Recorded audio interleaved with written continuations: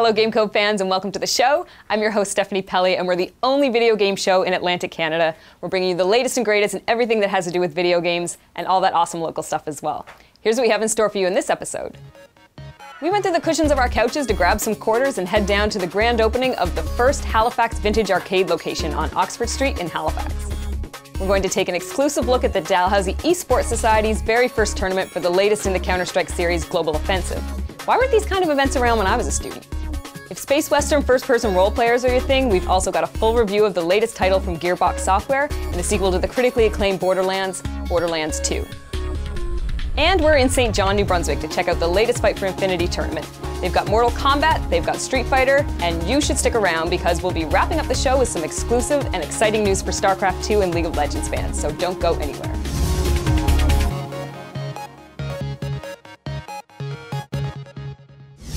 We're here at Daily Sweets in Halifax, Nova Scotia. I know it looks like an average convenience store, but Danny Baldwin's actually trying out a little experiment here where he's having a vintage arcade in the back. This is the opening day and he's hosting a tournament. Let's go inside and check it out.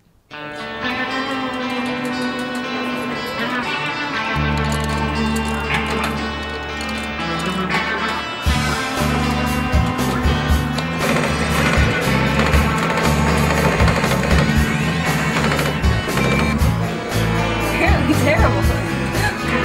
All right, we're here with Danny Baldwin. Danny, good to have you. Thank you. Just want to ask you, why did you want to get this up and running and what did it take to get it to work today? Well, a lot of it happened through the internet, to be honest. It started off with me starting on a trade mission on Kijiji where I wanted to trade up to bigger items that were worth more value, because I heard about that chick that traded the paperclip up to like a house or something great. I don't know if you heard that story.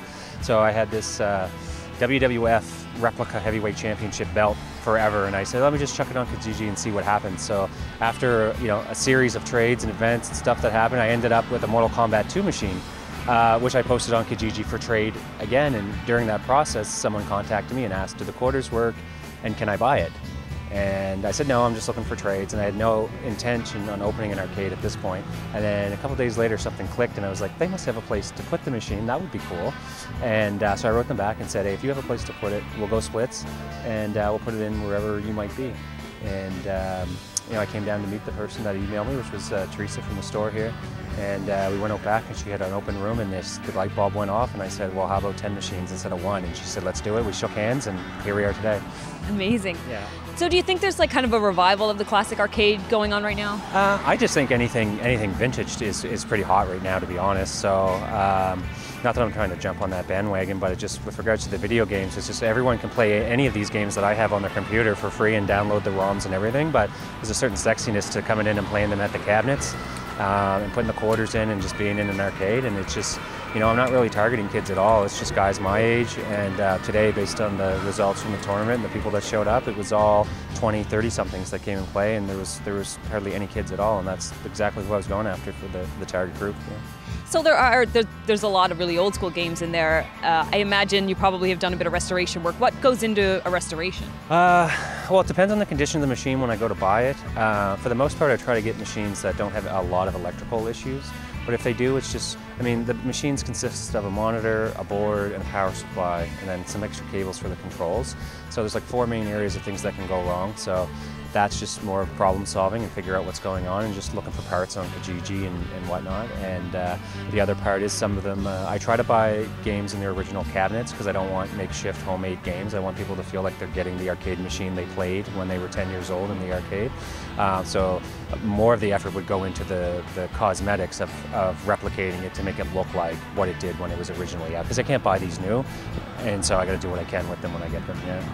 So you're kind of taking things on the road a bit in terms of, getting a system on SMU campus. Tell me how that kind of came about. It wasn't intentional at the start, but when I created the Twitter handle, a frenzy started, and then I had all kinds of different requests that came up, and the SMU Gaming Society asked if I could work something out for them, and they said it'd be cool to have a game on campus, and I just said, I'm all for it if you guys can get the approval and permission. And I said, I'll put one down there for you to help you raise some money for your society and stuff, just to try to get the word out about the arcades. And 3 weeks later, they came back and said, we got it approved, can you bring us a game? And we brought a game for them. And, like, my brand is Halifax Vintage Arcades, so this is the first location. So the next step is, where's the next location going to be? So each one, you know, we can only fit about 8 to 10 machines in the back of the corner store. It's hard to really max it out for like 30 machines and such. So next step is, who's the next person that wants an arcade set up in the shop? Yeah. So you mentioned social media. You guys have been really active on Facebook and Twitter. Is there anything else you're doing to kind of say, you know, here we are, come out? Honestly, Facebook and Twitter, and we just have had so much interest from local media. I feel like I've done the full media tour. Like I've done like 3 radio spots, every print journal in the city. You guys, there's lots of blogs. I've been on podcasts, and it's like I haven't had to spend any money on publicity, to be 100% honest. Like Fat Apollo baby, local celebrity, he came and dropped our ceremonial first quarter. And he donated all kinds of swag and watches and figurines and stuff, and it was just, you know, it was just awesome. It feels like a cooperative event almost. I'm just sort of steering the ship as it goes. Whatever people say to do on Twitter, that's what we do basically. Yeah. The last game store in Clayton Park, Adam, I believe, runs that. He donated our Mortal Kombat trophy for our champion today, and he's just through spreading the word and posting about us on his Facebook site and stuff like that, like, which, I mean, works wonders. Like anytime anyone does that, you can follow your stats on Facebook and Twitter. It's like, if Adam makes a post about me on his site, I get 3 new likes within a half hour, right? And he's just been, you know, we didn't talk about doing this for each other, but we're genuinely interested in each other's business, and it works out. And like I said, local podcasts been helping a lot. It's on Halifax. We're the first group. When I created the Twitter account, the first day said, we want you on here. This is the coolest thing we've ever heard of. Do you play any modern games? Do you have any consoles? I do. I have a Xbox 360 and Kinect, but to be honest, like, I just feel maybe I'm getting too old, and after like 45 minutes of playing games with 50 buttons, my fingers start to get sore. And there's certain games I'll get into and geek out on for a weekend, but not like I used to back in the day. What would be your dream machine? Like, do you own it already, or are you trying to get your hands on it? MK2 and Terminator 2 are my dream machines, and we have those now, which is awesome.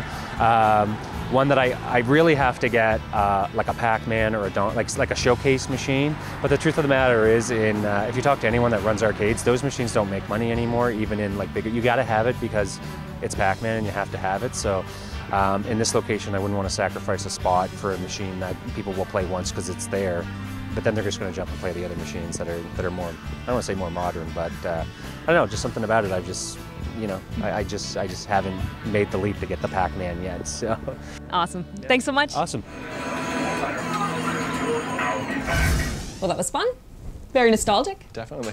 Ian, what's your favorite retro arcade game? Honestly, there are too many out there to pick, but if I had to pick one, I'd probably go with Time Crisis 2, because honestly, that game had so many things going for it. It was the first in the series that had co-op play. It was, you know, you had the light gun, you had the pedal. It was very, you know, immersive, interactive, and personally, I loved it. It was a lot of action, and it made a lot of friends playing that game, so definitely a good one. What about you, Steph? I'm going to go with Metal Slug. I'm pretty sure it qualifies as retro. I think the original came out in 1996. And it's ported really well to the consoles and the handhelds as well. You can see it on everything from Sega Saturn to Nintendo DS. But the funny thing about Metal Slug is that when you rescued a prisoner of war, they would whip out their overly large underwear and give you a token from it. So it incorporated a lot of silliness as well. Definitely ridiculous. Great guns, but a little ridiculous. I loved it. But we want to hear about what your favorite arcade game is. You can hit us up on Twitter at GameCodeTV or on Facebook at facebook.com/GameCodeTV. Coming up, our very own review of the latest game from Gearbox Software, Borderlands 2.